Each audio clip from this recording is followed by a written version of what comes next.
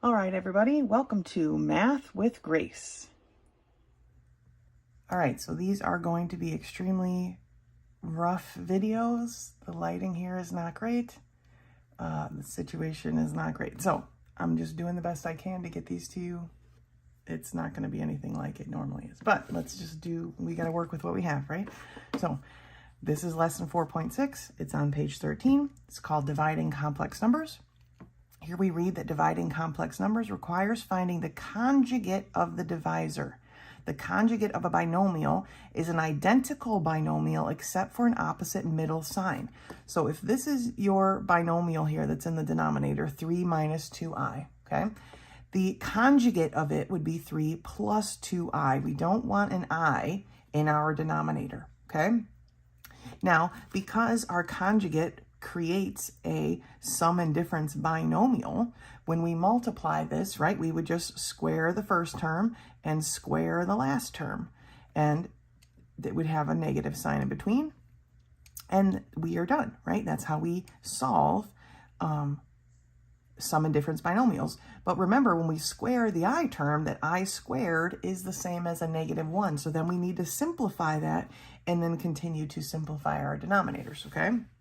So to complete the division, multiply both the numerator and the denominator by the conjugate. So we're multiplying again by 1 in the form of the conjugate over the conjugate, okay?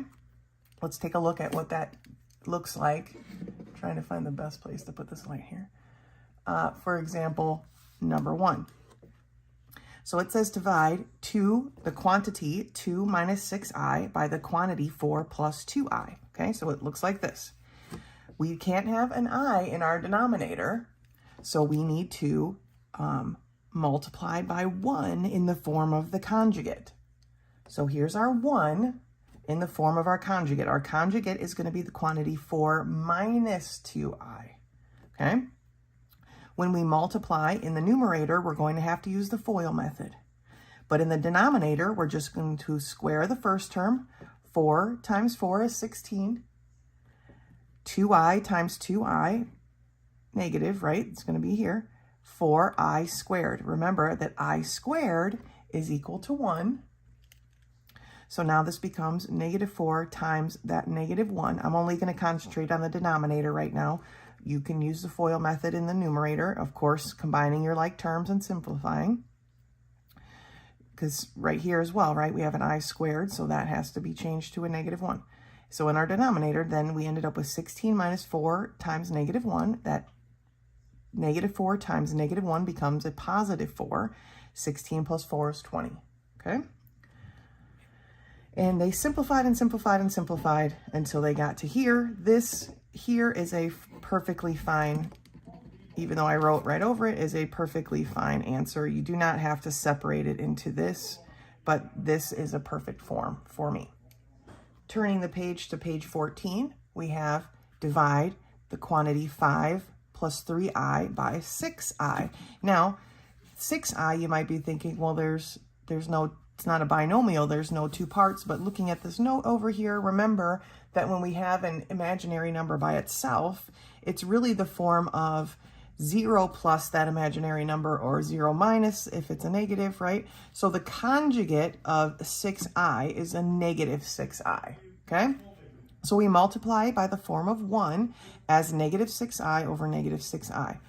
And then again, in the numerator, they're going to FOIL, so -6i times 5 gave us -30i, -6i times 3i gave us a -18i squared. Remember that I squared needs to be changed to a -1.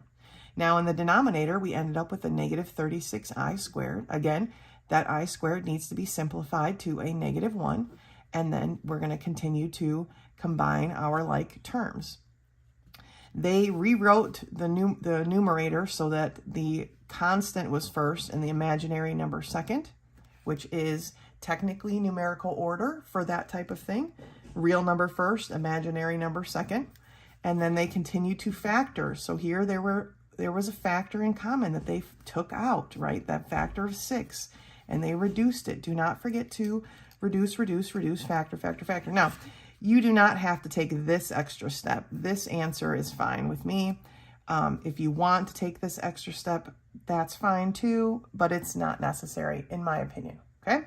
So let's take a look at these problems together. All right, so we're in Algebra 2, Book 4, Lesson 6, page 14.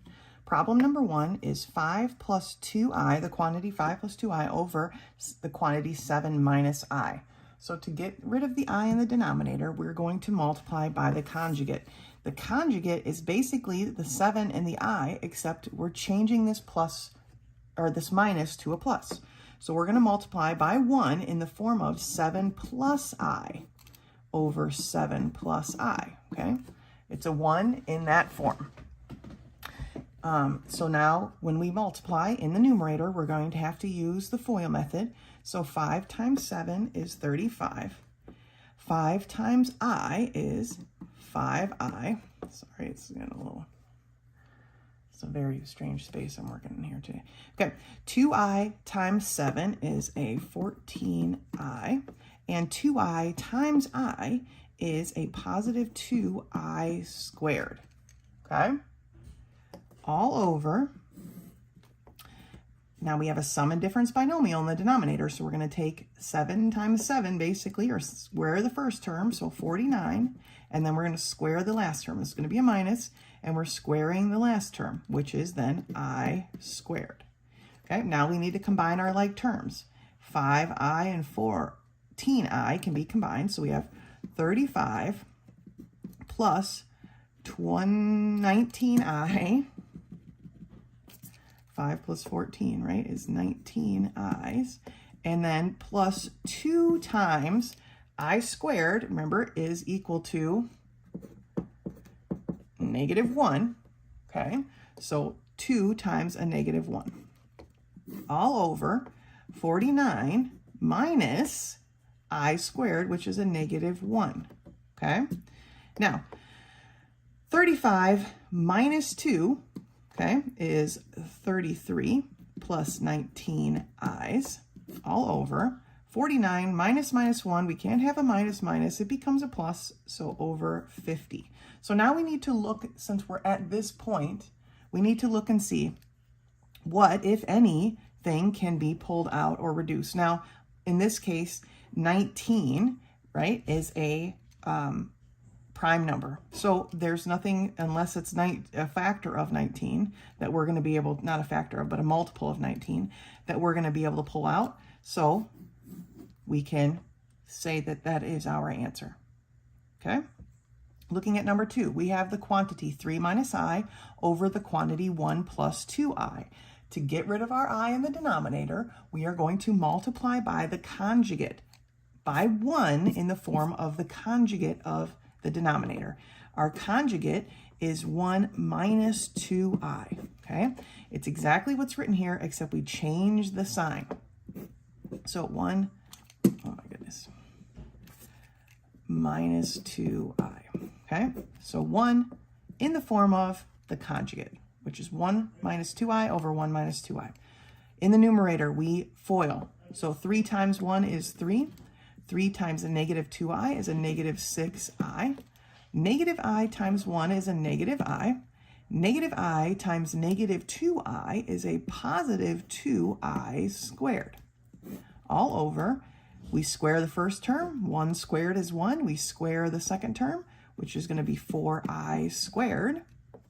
And we put a negative in between. Remember, when we square and we have a coefficient, that coefficient gets squared as well as the variable. All right, and I'm talking about I as a variable here, okay, even though it's a constant, pretty much. Okay, so we get 4i squared. So now let's combine our like terms, right? So we have 3. -6i minus I is a -7i. And then we have plus 2 times, we need to simplify this I squared into a -1.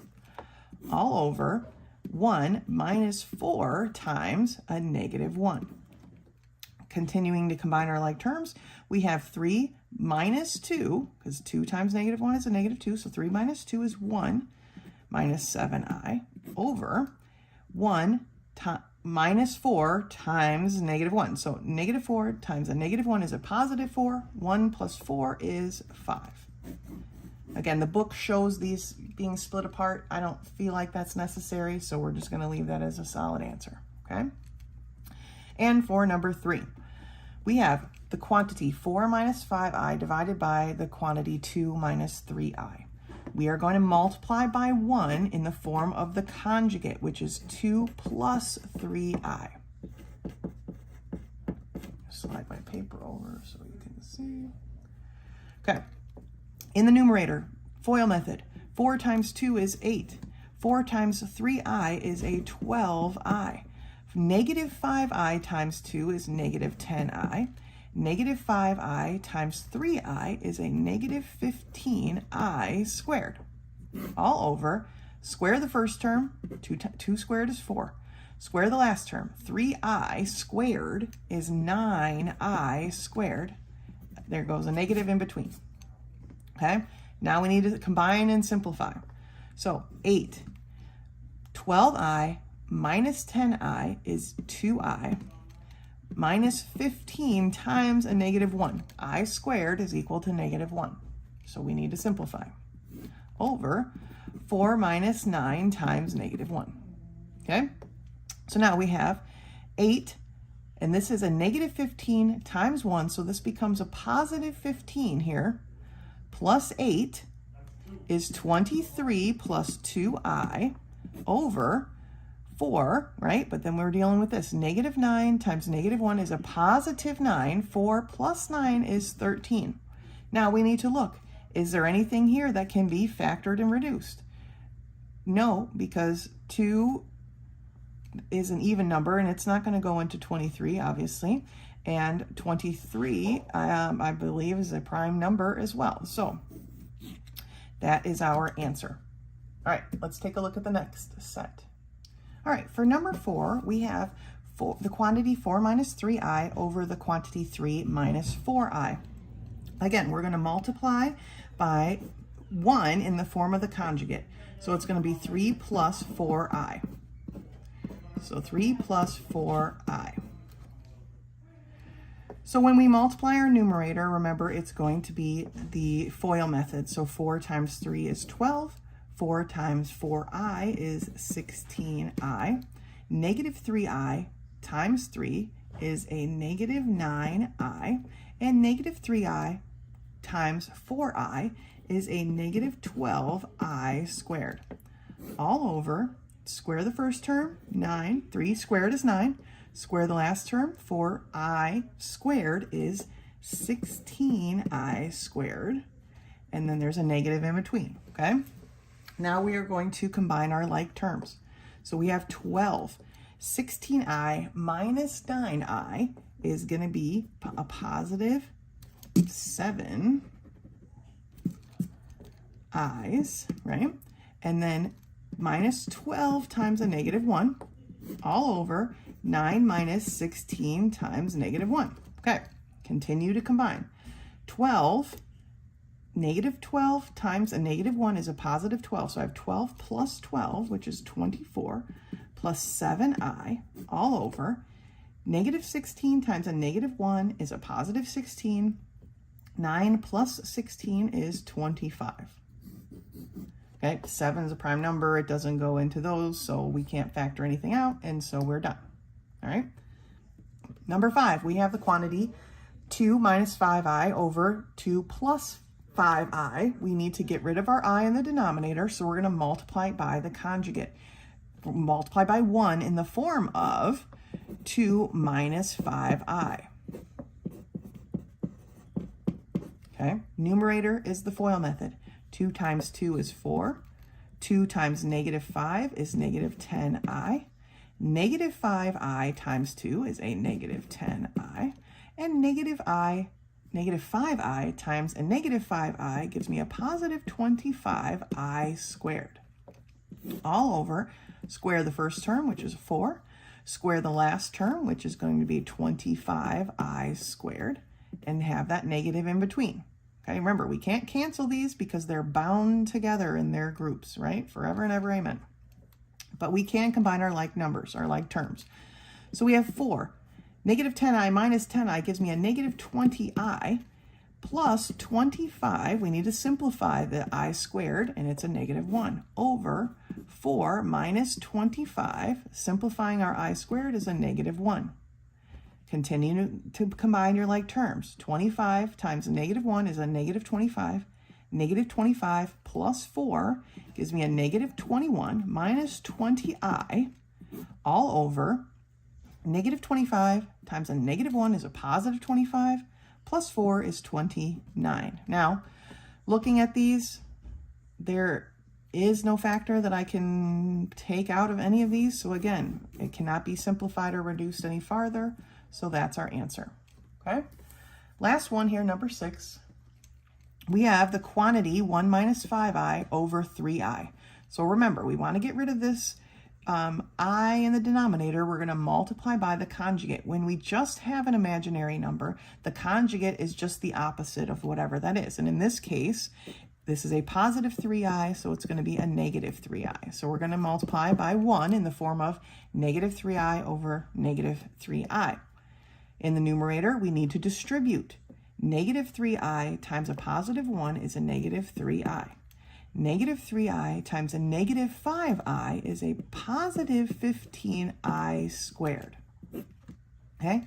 And then in the denominator, we have negative 3i times a positive 3i, which gives us a negative 9i squared. Now we need to simplify, right? So we have negative 3i plus 15 times a negative 1, because I squared is negative 1, over a negative 9 times a negative 1. Okay, I'm going to write these in the proper order, so I'm going to do my 15 first. So it's going to be negative 15 minus 3i all over negative 9 times 9, which is a positive 9. Here we actually have something that can factor out, right? All these have a factor in common, and that factor is 3.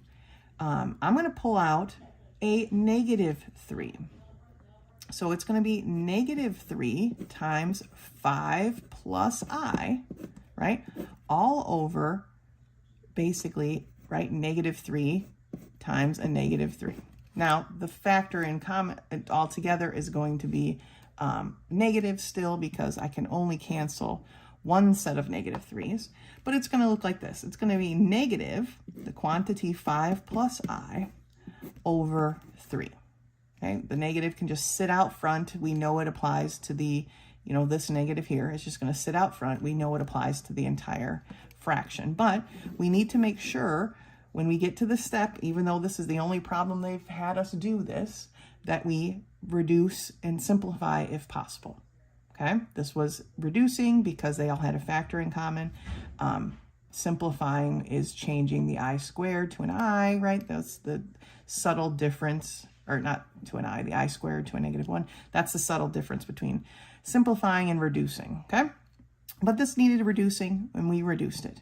Okay, those are all our examples. Remember, we don't want an I in the denominator. We're going to multiply by 1 in the form of the conjugate. The conjugate is simply our binomial denominator with an opposite sign.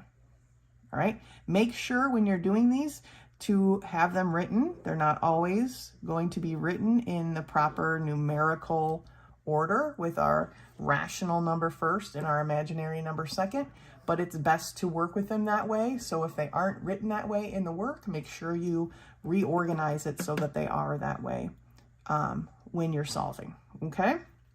If you have any questions, please reach out to me. I will get lesson 7 to you as soon as I can. Thank you, guys. All right, we're back here with Unit 4, Lesson 7, finding the lowest common multiple to add and subtract rational expressions. So it says adding and subtracting numerical fractions with unlike denominators requires finding the lowest common denominator before adding or subtracting. And then the book goes into finding the lowest common multiple, which would then be the lowest common denominator, by using prime factoring, okay? Which is a valid method, but it's also a bit more complicated probably than we need to worry about, as most of our denominators aren't going to be such wildly strange numbers that we need to use prime factoring. So the way that I like to do it is I look at my two fractions and my two denominators. I choose the largest, in this case 18 is larger than 12, And then I say, can 12 go into 18 evenly? No. So then I double the 18, okay? 2 18s is 36. Does 12 go into 36? And the answer is yes. So then I know that and I like to put it in brackets, that my lowest common denominator is 36. And now I say to myself, how many times, what do I have to multiply 12 by to get it to be 36? Well, I have to multiply it by 3. And if I multiply the denominator by 3, I have to multiply the numerator. And what do I have to multiply 18 by to get to 36? Well, I have to multiply it by 2, right? So if I multiply the denominator by 2, I multiply the numerator by 2. And now I can add the two fractions together, okay? Now they have a common denominator. Now, sometimes we get, I don't know if this is on screen or not, some that are slightly more complicated, right? Because they have variables, but the topic, or the technique, sorry, is the same. Looking here, I have a 12 and a 9 in my denominator. The 12 is the larger number. 9 does not go into 12 evenly, so I'm going to double it. 2 12s is 24. Does 9 go into 24 evenly? No. 3 12s is 36, but 9 goes into 36 evenly, so I know numerically 36 is my lowest common denominator, right? Then I look at my variables. When you're choosing your variables, you need to choose the one with the largest exponent. So in this case, I have an x squared and an x. So I know x squared is going to be part of my denominator. And then I have a y and I have a z. So I have one y and one z. They have to all be included, okay? So my lowest common denominator here, I like to put it in brackets, is 36x squared yz, okay? And then we, just like we did on the last one, we're going to slide up to top of page 17 here in a minute. We have to see, what do I need to multiply 12x squared y by to get it to be 36x squared yz? Well, in this case, I'm going to have to multiply it by 3z, right? And then I have to multiply the numerator by 3z as well. For the 9 part, I have to multiply it by 4xy.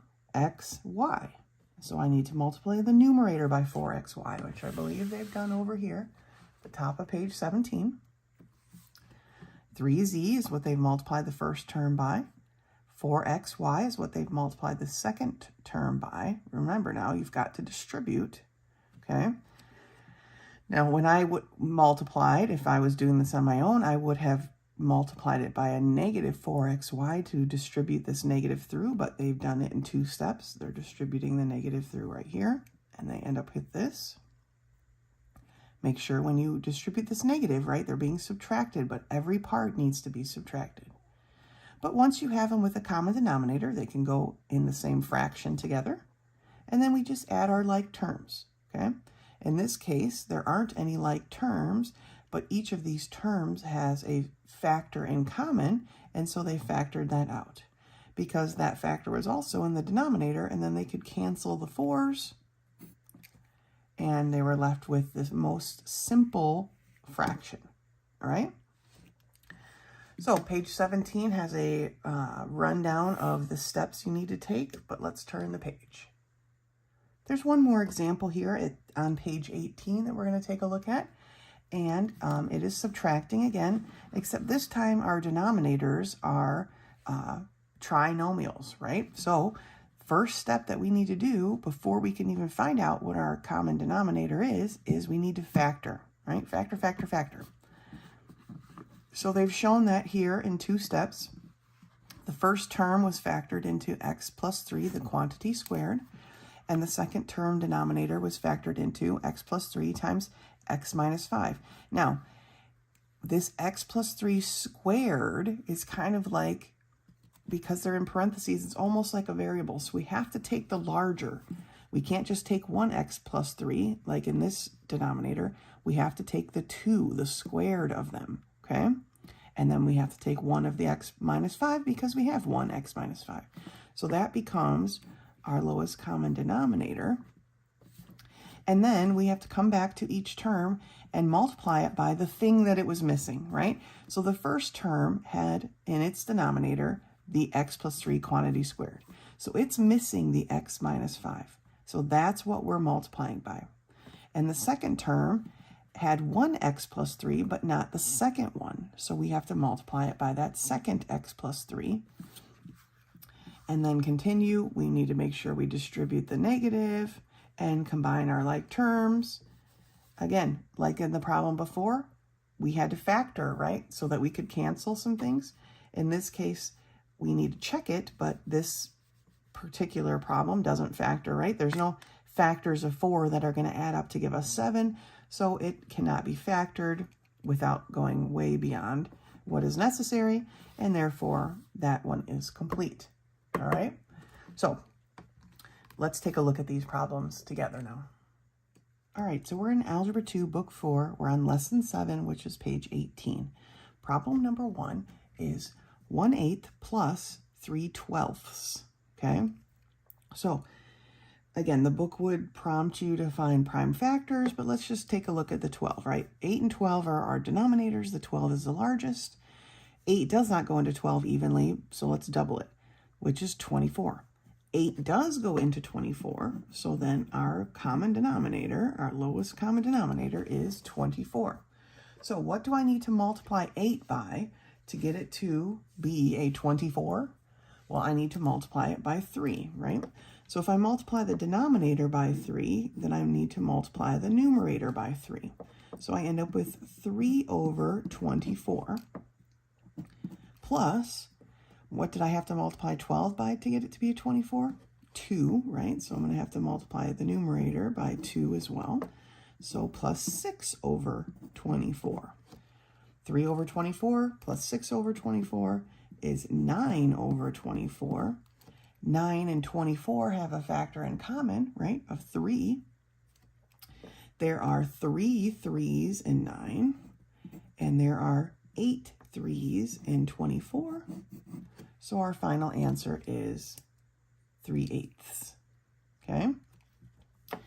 For number 2, we have 3 over 16xy to the third z squared plus 7 over 18x squared yz to the third, right? 16 and 18 are our denominator numbers, right? 16 does not go into 18 evenly. 2 18s is 36. 16 does not go into 36 evenly. So working through these, we get to the fact that 18 times 8 is 144, and 16 goes into 144 evenly. It goes into 144 9 times, and so 144 is our numerical value. But they are very close together numerically, so that doesn't exactly surprise me. So let's see, I multiplied this one by 8, and this one would be multiplied by 9, did I say? Yeah, okay. Now, our variables. I have x and an x squared. We need to take the largest variable, so that's going to be the x squared. I have a y to the third and a y, so my y to the third is the largest. And I have a z squared and a z to the third, so my z to the third is going to be the largest, okay? So because there's so much going on, I'm going to write this one out a bit more than I did for number 1. I have my 3 over 16x to the xy to the third z squared, and I'm going to be multiplying that by 9, right? And then what variables do I need as well? Well, I need an extra x to get me from an x to an x squared, right? I don't need any y's, and I need one z. So that's what I'm multiplying the first term by. 7 over 18x squared yz to the third is going to be multiplied by 8. I don't need any extra x's. I do need 2 y's, so y squared, and I don't need any z's, so 8y squared. I probably didn't leave myself enough room here, but that's what we need to multiply each term by. So let's go ahead and multiply then. We have 3 times 9, which is 27x z, right? Plus, I'll get to the denominator in a minute. 7 times 8 is 56 y squared. And these are all over our common denominator, which is 144x squared y to the third z to the third. Okay, now we need to look. Does 27 and 56 have anything in common that we can factor out? And they don't, right? 3 doesn't go into 56, which definitely goes into 27, but we don't have any variables in common. So that would be our final answer. All right?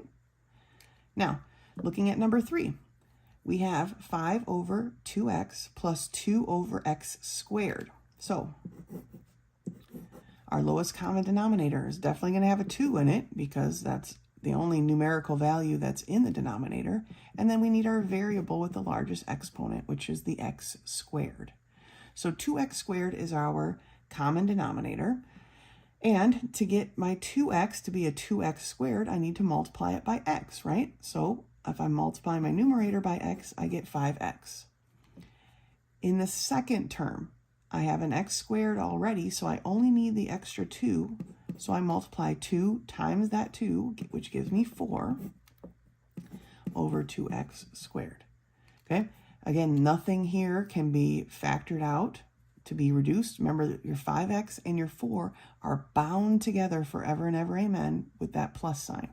Okay, so unless we can factor out a common factor, they are together forever. All right, and so that's our answer. That was an easy one. All right, number 4. We have x minus 4 over 6x minus x plus 2 over 2x squared. So our lowest common denominator. 6 is our largest numerical denominator, right? And 2 goes into 6 evenly, so that is our lowest common denominator. Looking at our variables, we have an x squared here, so we know we take the variable with the largest exponent, so that's going to be part of our common denominator as well. So now we just need to multiply, right? What gets this 6x to look like a 6x squared? Well, it needs one more x. So I know I'm going to take my first term and I'm going to multiply it by an extra x. Okay? Now here, I already have enough x squareds, right? But I need to get this 2 to be a 6, which means I need to multiply it by 3. So I'm going to multiply this numerator by 3. And then I have my 6x squared in the denominator, right? They can now go all together. But I need to make sure I distribute my multiplication. So x times x is x squared. X times negative 4 is negative 4x. Negative 3 times x is a negative 3x. And negative 3 times 2 is a negative 6. Again, all over 6x squared. Now, sometimes I leave that part out just because I don't want to write it over and over again. But make sure you tack it back on as the denominator at the end, you know. But that's up to you. For sake of clarity, I'm going to go ahead and write it out here today. But sometimes when I'm doing the work myself, I'd probably skip the denominator part till the very end, so I'm not just writing the same thing over and over and over, especially when they get to be larger denominators. So now I combine my like terms. So x squared minus 7x minus 6 over 6x squared. Now, can this factor, are there factors of 6 that multiply to be, or add together to be 7? There is, right? 6 times 1, positive 6 times, or no, because they need to be negative. So yeah, no. It would, if I chose a positive 6 and a negative 1, that would give me a positive 5, right? Negative 6, positive 1 would give me this, but it wouldn't give me that. So no, can't factor. And even if it could, honestly, we wouldn't be able to cancel anything. So there's our answer for that one. All right, let's take a look at the next set. For number 5, we have 3a over b squared plus 2b over a. Now, our denominators are all variables here, so we're just going to choose the largest, and that's going to be ab squared, right? We need one of everything, and we want the one with the largest exponent. So that's just there. Our first term, we have our b squared, so we just need the a. So it's going to be 3a times a, okay? Plus, here we have the a, but we need the b squared. So it's going to be 2b times b squared, right? All over ab squared.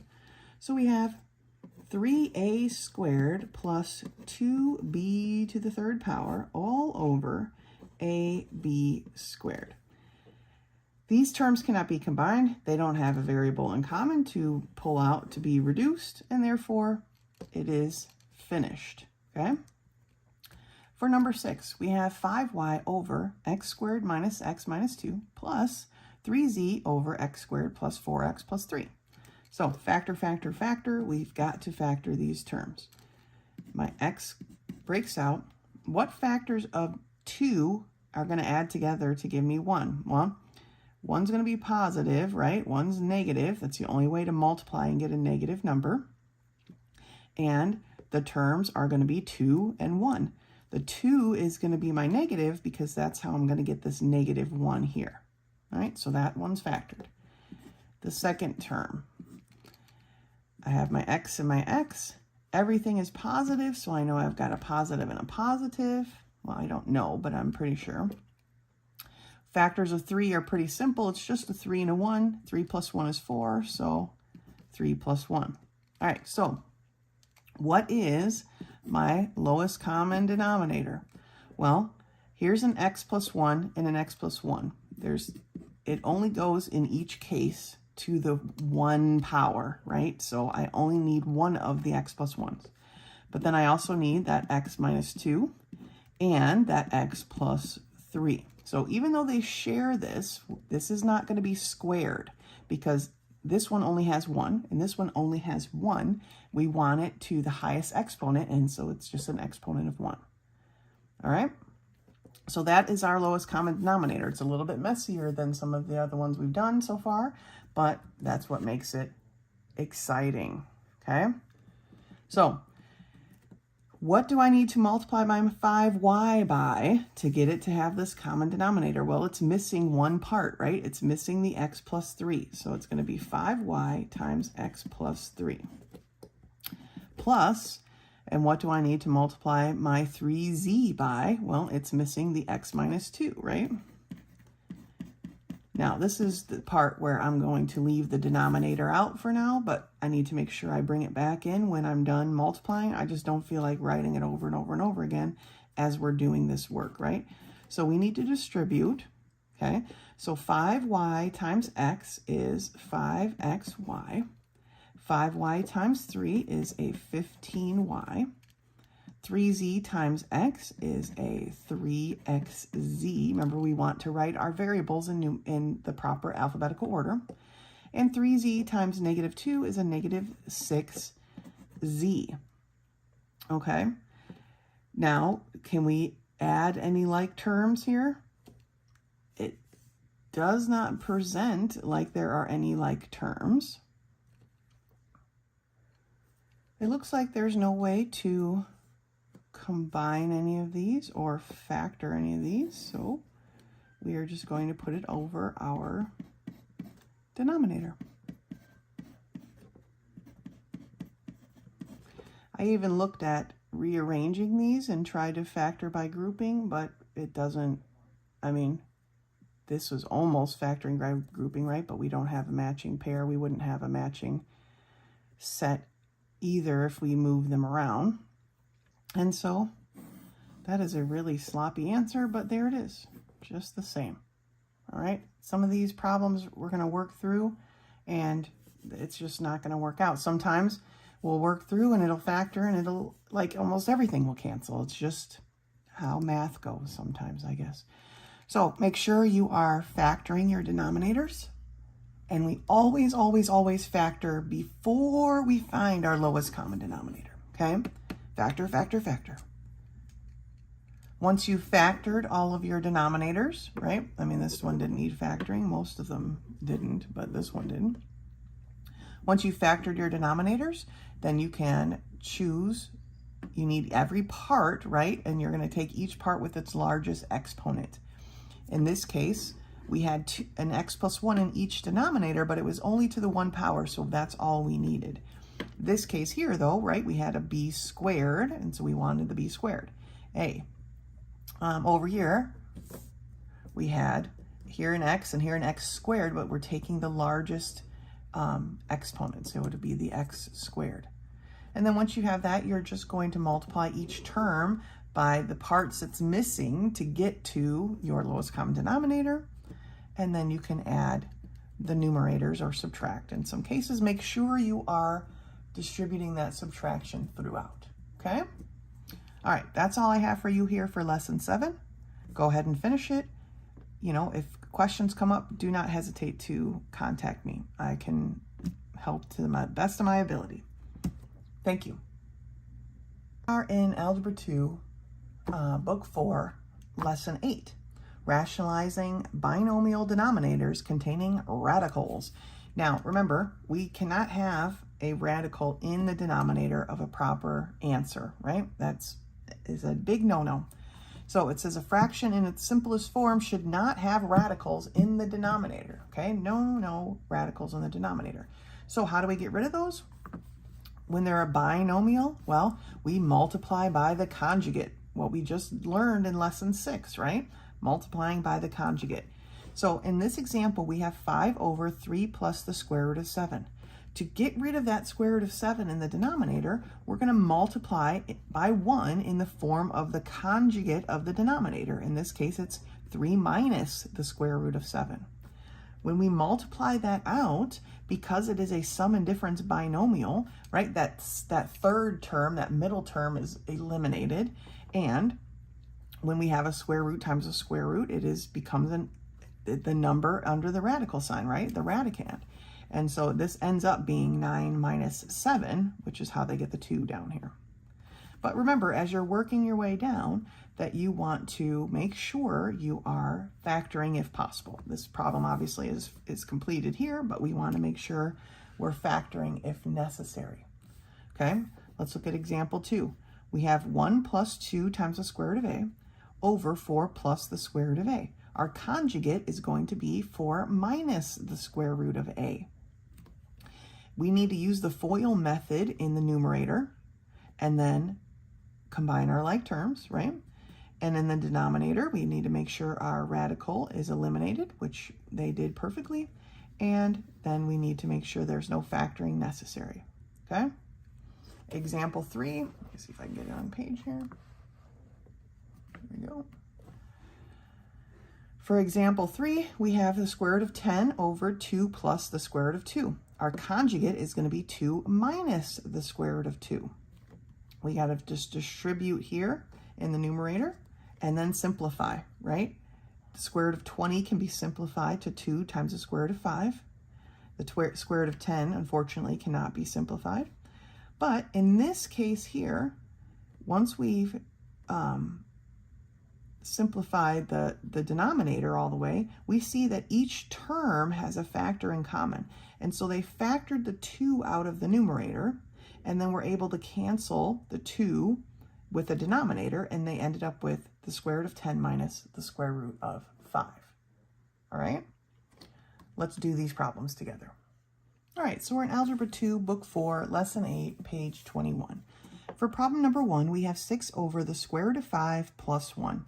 Now, you don't really need to rewrite this in any fancy order here, but we are going to multiply by the conjugate, which is going to be the square root of 5 minus 1. Okay? So when we multiply this by the square root of 5 minus 1, we get 6 times the square root of 5 in the numerator, and then 6 times a negative 1, so minus 6, over 5 times the square root of 5, right? We're going to square the first term. So the square root of 5 squared is 5. And then we're going to square the second term, which is 1. So we have 5 minus 1. In the numerator, we have 6 times the square root of 5 minus 6. In the denominator, we're going to have 4. And we definitely know that 6 and 4 have a factor in common. And so we are needing to factor that out. So I'm going to factor a 2 out of the numerator, which is going to leave 3 times the square root of 5 minus 3 over 4, right? Now we can simplify. 2 goes into 2 one time, 2 goes into 4 2 times.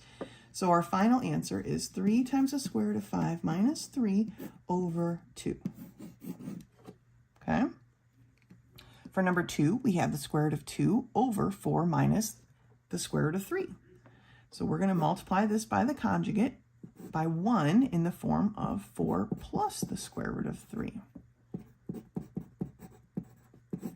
Okay, now the square root of 2 times 4 is 4 times the square root of 2.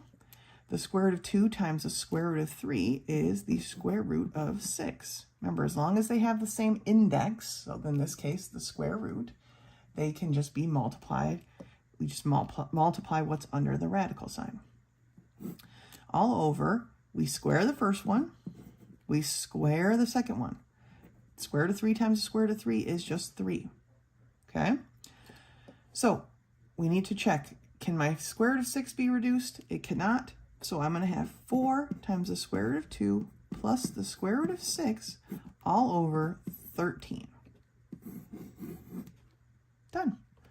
All right, for number 3, move into the light a little bit here.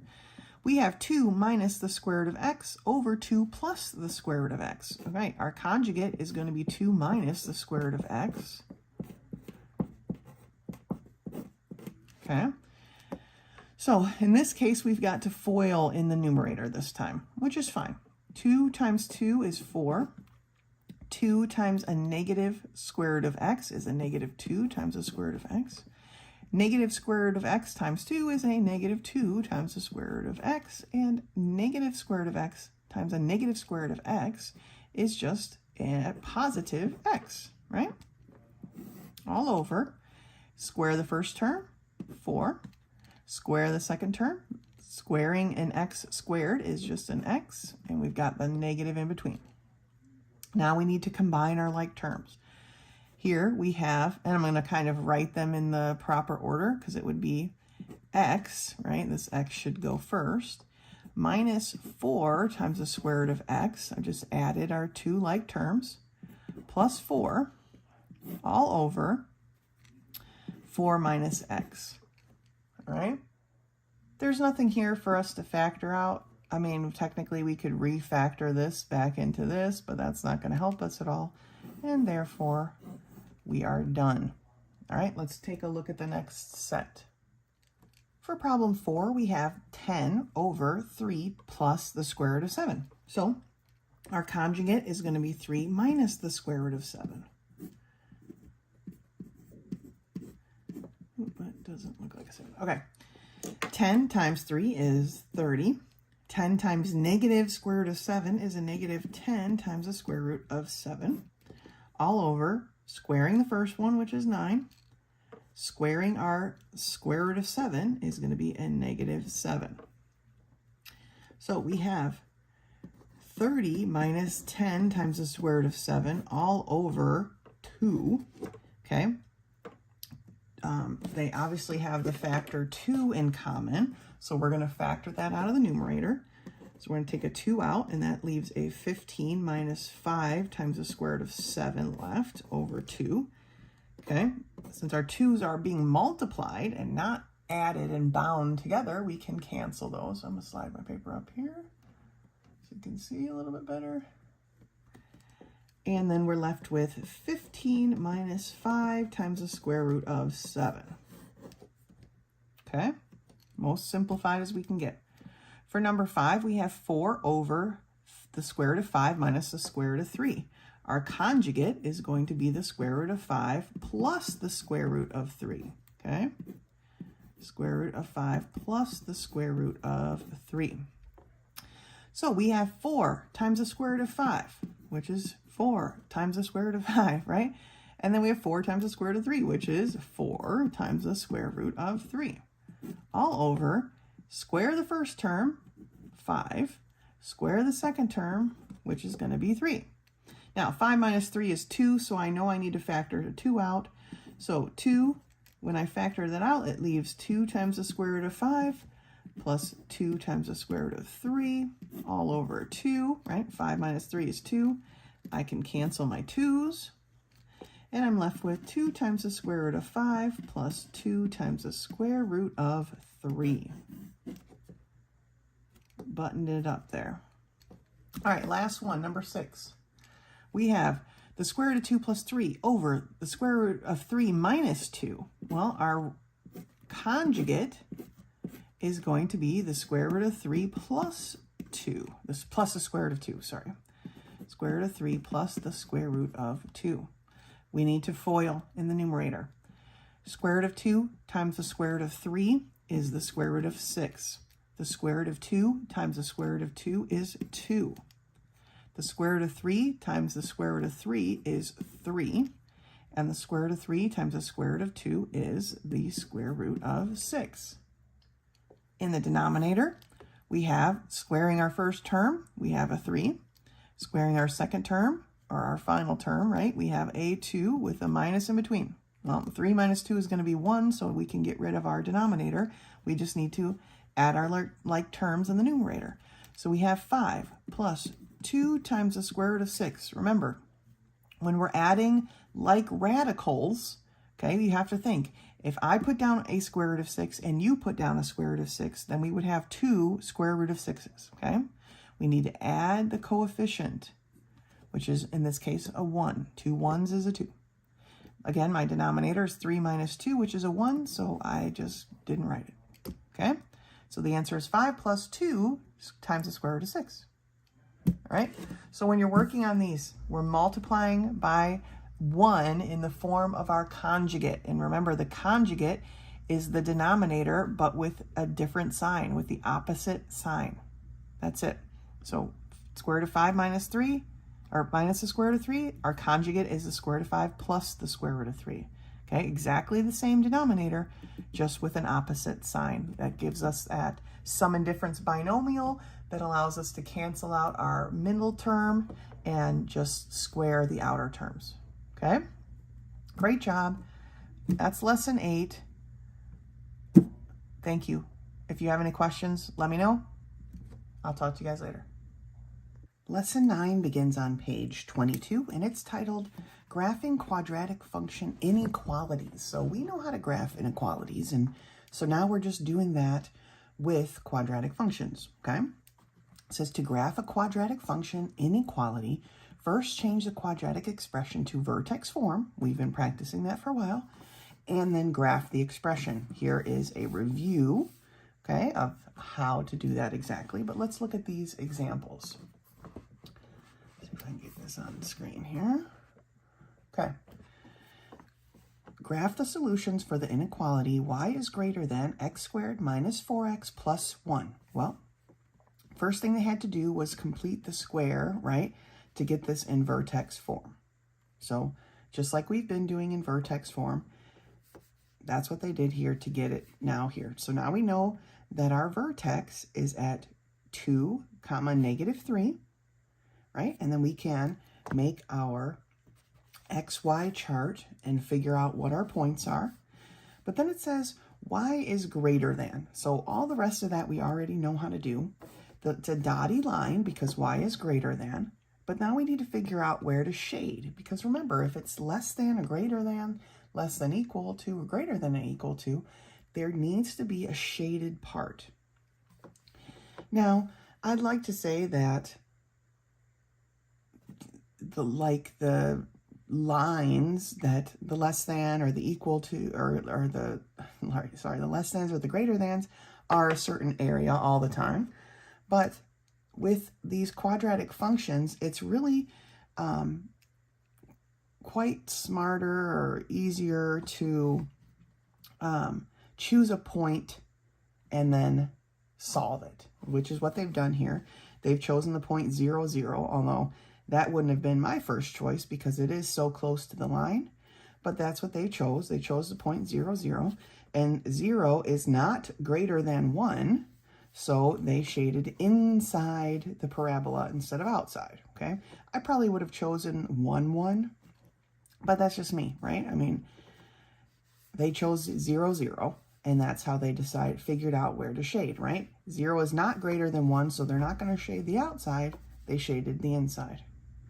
All right, let's go to the top of page 23 and look at the next example. For this example, the book's a little bit wrong, so I have made a bit of a correction, but they have y is greater than or equal to negative 1/2 x squared minus x plus 7 over 2. Again, they, on this part right here. They forgot the plus 7 over 2. Okay, they've completed the square. They've changed it to vertex form. Okay, the problem is that their graph part is not at the right point, right? So it's the center of their graph. The vertex is at -1, +4.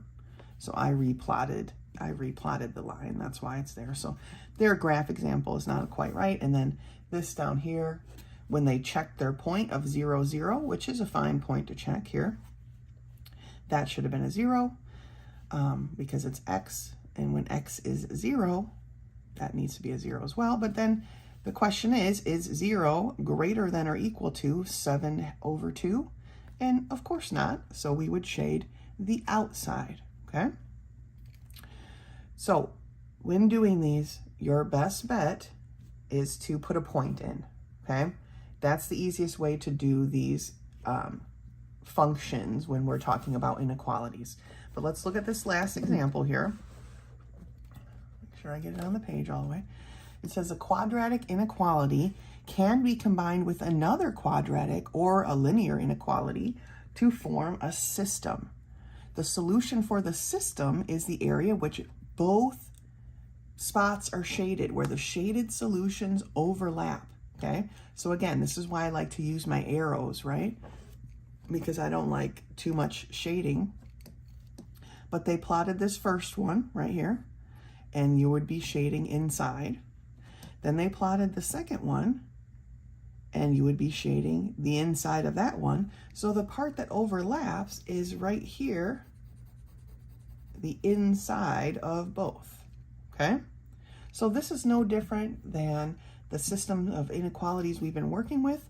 It's just that now we're plotting functions, quadratic functions, instead of just lines, okay? But make sure when you are plotting these, some of you keep forgetting to shade your shaded areas at all. So we still need to shade our parts that need shading when we're graphing inequalities. All right, I believe the next page has some problems, so let's turn the page. Looks like we have one more example, so let's take a look at this.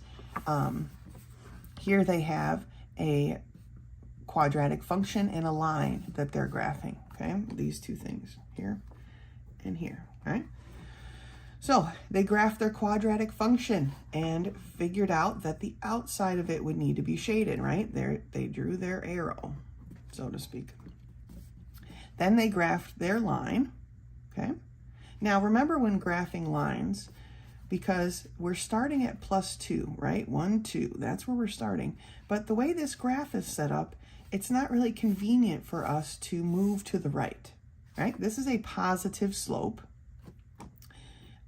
And so we would need to be moving to the right to graph, right? So when we do the opposite, or we need to go the other direction, instead of going up 1 to the right 2, we would go down 1 to the left 2, down 1 to the left 2, okay? So that's how they plotted this line in the graph that they've given here, okay? Because it doesn't really give us enough space to go to the right, and the rest of this parabola, right, this quadratic function is to the left, and so that's how they figured out those points, okay?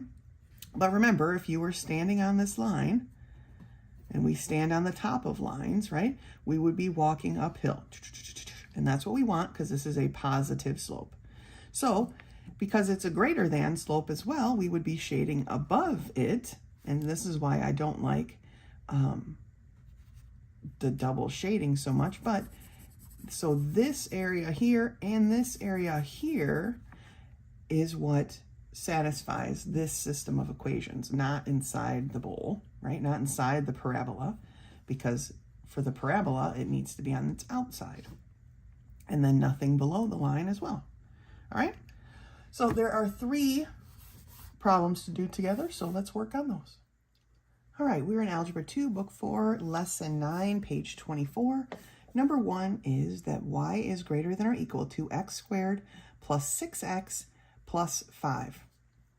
Now, we need to get this set up in vertex form, right? So y is going to be greater than or equal to x squared plus 6x, I'm going to leave a space, plus 5, right? We're going to take our 6 times 1/2, which is equal to 3, and putting it in a box and squaring it, which is going to be plus 9. But if I'm adding 9, I also need to subtract 9, okay? So I have y is greater than or equal to x plus 3, the quantity squared, and then over here I have minus 4, okay? So my vertex is going to be at -3, comma, -4. So now I can set up my points. I know that because my vertex is at -3, comma, 4, that my line of symmetry is at x equals -3. So I'm going to look for point -2 and -1, because I know that moves me off to the side 2 spots, and then because of the symmetry, I'll be able to get the point on the other side of the line of symmetry. So down here in my equation, if x equals -2, then -2 plus 3 is 1. 1 squared is 1. 1 minus 4 is a -3, okay? For -1, I have -1 plus 3, which is 2. 2 squared is 4. 4 minus 4 is 0. So there are my 2 points more that I need, other than my vertex. So now let's plot this. Since our point is at a negative, it's going to be down here, right, in quadrant quadrant 3, right? So we start with our vertex. It's at -3, 1, 2, 3, -4, 1, 2, 3, 4. And I'm putting my point, right? This is now, I like to mark it sometimes. This is now my line of symmetry, right? My next point is at -2, -3, 1, 2, 3. Based on the line of symmetry, it is 1 block away, so I go 1 block past that, and I put another dot. My next point is at -1, 0, so right here on the axis, okay? It is 2 blocks away from the line of symmetry, so I'm going to go 2 blocks past that and put another dot. And that is now enough for me to finish off my parabola, okay? Now the question is, I made it a solid line because it's y is greater than or equal to, okay? So that's a solid line. So now I just need to choose a point, and we can choose the point 0, 0 because it's plenty clear of the line, right? So if y is 0, and x is 0, is 0 greater than or equal to 0 plus 3 squared minus 4. So is 0 greater than or equal to 9 minus 4? Well, no, right? Because this is going to be a positive number. So no, 0 is not greater than that. So that tells me that I'm shading inside the parabola, or the quadratic function. Okay? So there's my shading. We don't want to forget our shading. Looking at number 2, we have y is greater than x squared minus 4x plus 3, and y is less than -x squared plus 4x. Is that a -x squared? Oh, yeah, -x squared plus 4x. Sorry, I just needed to check my work. All right. First we need to do is put them in vertex form. So y is greater than x squared minus 4x plus 3.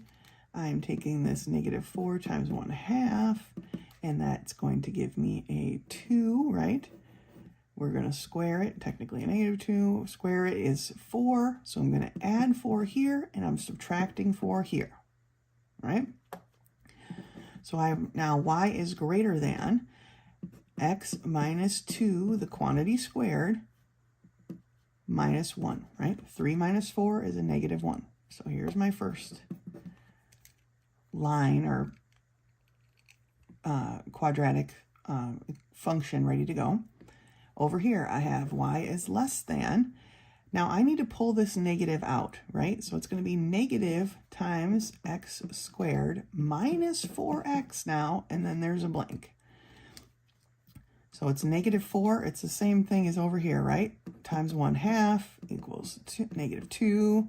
Squared is +4. So I'm going to add 4, but then I'm going to need to subtract that 4 again. All right, so this one is going to end up being y is less than negative x minus 2, the quantity squared, minus 4. All right, now I have both of these in vertex form. The vertex of this one is at +2, -1. The vertex of this one is at +2, -4. Okay? This one is opening up. This one is opening down. All right? So let's see how these are going to intertwine here. So I know for this first one, set up my xy, that my line of symmetry is at a +2. So I'm going to choose a 1 and a 0. Okay? So when x is 1, 1 minus 2 is a -1. Squared is a +1. 1 minus 1 is 0. All right? So when x is 1, y is 0. Now I'm putting in the 0. 0 minus 2 is -2. Squared is a +4. +4 minus 1 is a +3. Okay, so I've got 2 points there. Let's do this one over here. My line of symmetry as well is at 2, a +2. So I'm going to choose 1 and 0 just to be consistent. Okay, so 1, oh, here's where I made my mistake. Okay. We added 4 here, right? Inside of the parentheses. But this negative outside tells me instead of subtracting 4 here, I actually need to add 4. Because technically, even though I added 4 inside, I added a -4 if we were to distribute this out. So this should be a +4 on the outside. Okay, does that make sense? Let me go through it one more time, right? Inside of the parentheses, I completed the square and needed to add a 4 here so that this would work out down here, right? But because there's a negative sitting outside, even if this was a -2 or a negative whatever, 1/2, we need to multiply or distribute that by what we added before we do this. So technically inside here, I subtracted a 4, -4, so I need to add a 4 on the outside. Okay, my bad. I want to make that clear. Same thing here when we are solving these, right? So x is 1. 1 minus 2 is a -1. -1 squared is a +1, but there's this negative out here, so now it's back to a -1. And -1 plus 4 is 3. Okay? Now, for our next point of 0. 0 minus 2 is a -2. -2 squared is a +4. This now becomes a -4 plus 4 is now at 0. Okay? Just because we pulled this out to the outside doesn't mean it doesn't affect what's on the inside. So in this case up here, when I added the 4, technically I was subtracting a 4, so I needed to add a 4 to the outside. Okay, that one's a bit weird. Let's go ahead and get our graph going here. My graph got a little sloppy, but let's start with line number 1. You know, I like to label when I got more than one. All right, so line number 1. My vertex is at +2, -1. Okay, and that becomes my line of symmetry for this line. Technically for that one too, but my next point is at 1, 0. So +1, 0. I know it's not right on the line. I messed my line up. Little grace here. All right, 0, 3 is the next one. So it would be here, 1, 2, 3. Oh, I forgot to do the other side. So line of symmetry on this first point. I'm 1 point away from the line of symmetry, so I go 1 point past it, right? For the second point, I'm 2 spots away from the line of symmetry, so I'm going to go 2 spots past it. Okay, so there are my dots. This is a just greater than symbol, so this is going to be a dotty line, and it's going to look like this. Okay, now this is line number 1. Now I need to figure out, where am I shading? I'm going to choose my 0, 0 because it's well outside of the function. So if y is 0 greater than or equal to 0 minus 2 squared minus 1. So is 0 greater than 4 minus 1? No, right? 4 minus 1 is 3, so 0 is not greater than, so we're shading inside of the function, okay? Now for part 2. Our vertex is at 2 comma positive 4, so 1, 2, 1, 2, 3, 4. And again, our line of symmetry is at the x equals 2. My next point is at positive 1, positive 3, 1, 2, 3. It is 1 step away from the line of symmetry, so I'm going to go 1 step past it and put a dot. And my next point for this one is at 0, 0, which is here, even though my line's a little messed up. And so I am 2 points away from my line of symmetry, so I'm going to go 2 points past that and put another dot. Okay, this again is also a dotty system. Okay. And it's going to look like this. This is line number 2, okay?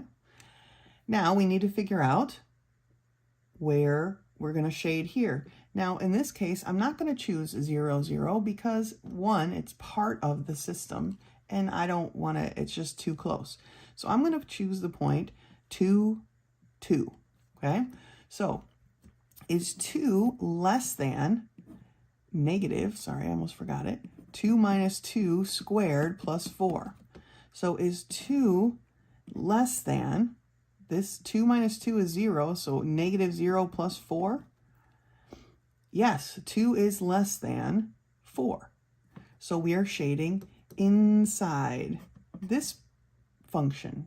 So I'm shading inside of function 1 and the inside of function 2. So that tells me this area here, where their insides overlap, is the part that satisfies this system. Okay? So I'm going to do the one more example with you, but first step with all of these is get into vertex form, find your vertex, find your extra point, graph, and shade the appropriate area. Okay? We've been doing systems for a while. We're just doing them with something new now. So let's take a look at problem number 3. For number 3, we have y is greater than or equal to x squared minus 4x plus 1. And we have y is greater than or equal to 1/2 x squared. So starting with this first one, vertex form. Y is greater than or equal to x squared minus 4x, they seem to like this one, plus 1 on the outside. All right, I'm going to take my negative 4 times 1/2. And that's going to give me a negative 2. And then I'm going to square that, which gives me a plus 4. I added 4 here. I'm going to subtract 4 here. So now I have that y is greater than or equal to, let's see, x minus 2, the quantity squared. 1 minus 4 is a negative 3. Okay, so here we have our vertex form. We'll call that line number 1. Now, line number 2, its vertex is going to be at 0, 0, right? We don't have any of the extra parts, so we know that our vertex here is at 0, 0. This one is not translated at all. So for this one, we just need to find the points. So let's go back to line number 1 right now and say that its vertex here is going to be at positive 2, negative 3. And let's find its extra points. Now, our line of symmetry is at x is equal to negative 2, or sorry, positive 2. So I'm going to start with 1 and 0. When x is 1, 1 minus 2 is a negative 1, squared is a positive 1, Positive 1 minus 3 is negative 2. When x is 0, I have 0 minus 2, which is negative 2, squared positive 4. Positive 4 minus 3 is a 1. So there's enough points there to graph that function. Over here, my symmetry is at x equals 0. So I'm going to go with positive 1 and a positive 2. So when x is 1, oh, maybe I don't want to do 1. No, I don't. Let's do 2 and 4, because 1 is a half a point, and I don't want to deal with that. So 2 squared is 4. 4 times 1/2 is 2, okay? 4 squared is 16. 16 times 1/2 is 8, all right? So now I have my vertex and 2 points for that one, so let's graph it. All right, looking at line number 1, our vertex is at 2, negative 3. So positive 2, 1, 2, 3, negative 3, okay? My axis of symmetry is at x equals a positive 2. My first point is going to be at 1, negative 2. It is 1 point away from the axis of symmetry, so I go 1 past it and I put another dot. My next point is at 0, comma 1. So no x's, but up here at comma 1. I am 2 points away from my line of symmetry, so I go 2 points past and I put a dot.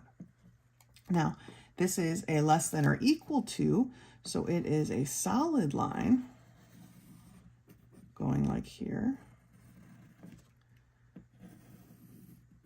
Okay, and this is function number 1, right? Now, where do we shade? Well, again, I'm not going to choose 0, 0, because to me it's just too close to the line. I'm going to choose the point 2, 2. So if y is 2 greater than or equal to 2 minus 2 squared minus 3, or is 2 greater than or equal to negative 3? No, 2 is not greater than, or sorry, yes, 2 is greater than negative 3. So we're shading inside of our parabola. Sorry. Then line number 2, or function number 2, is going to start at 0, 0. And then the next point, so our line of symmetry is at the y-axis, right? Our next point is at positive 2, positive 2. That is 2 points from our line of symmetry, so I'm going to go 2 points past that and put a dot, okay? And then my next point is at 4. 1, 2, 3, 4, 8. 1, 2, 3, 4, 5, 6, 7, 8, way up here. It is it's 1, 2, 3, 4 points from my line of symmetry. Don't get your lines of symmetry messed up. So I need to go 1, 2, 3, 4 points outside of that. And this is also a solid line because it is a greater than or equal to. So it's going to go like that, okay? But now we need to figure out, where are we shading this one? Let's choose the point x equals 1, y equals 2. So I'm going to choose this point right here. So y equals 2, so is 2 greater than or equal to 1/2 times 1 squared, right? So is 2 greater than or equal to 1 squared is 1. 1 times 1/2 is 1/2. Is 2 greater than or equal to 1/2? Yes. So we're shading the inside. So because, I'm going to extend this just for now. Because we're shading the inside of this one and the inside of this one, that tells me this is my shaded area here. On and on, forever and ever, amen, right? It's got to be inside function number 1, which is this function here, and inside function number 2. So this would be the area that they overlap. Okay, please do not forget your shading, it matters. All right, these are systems of inequalities. There needs to be shading. Okay, so as a review one more time, when we get our equation, we are changing it to vertex form. We can find our vertex at that point, and then we can locate 2 other points to graph our function. Then we need to determine which part are we shading, inside the function or outside of the function, okay? And then when we have more than one, where do those shaded parts overlap? All right, that's lesson 9. Good job, guys. Let me know if you have any questions. Thank you.